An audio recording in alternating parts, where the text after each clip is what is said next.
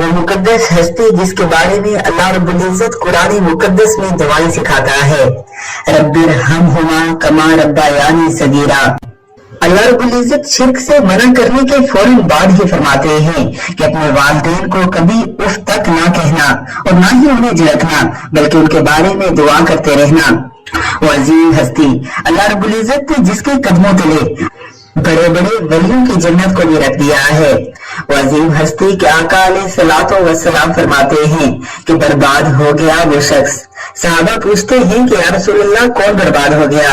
آپ نے فرمایا کہ وہ شخص جس نے اپنے والدین یا ان میں سے کسی ایک کو بڑھاپے کی حالت میں پایا اور ان کی خدمت کر کے خود پر جنت کو واجب نہ کروا لیا۔ اللہ رب العزت کی ذات ہمیں بھی یہاں اپنے والدین کے ساتھ جانے اور ان کی خدمت کرنے کی توفیق عطا فرمائے۔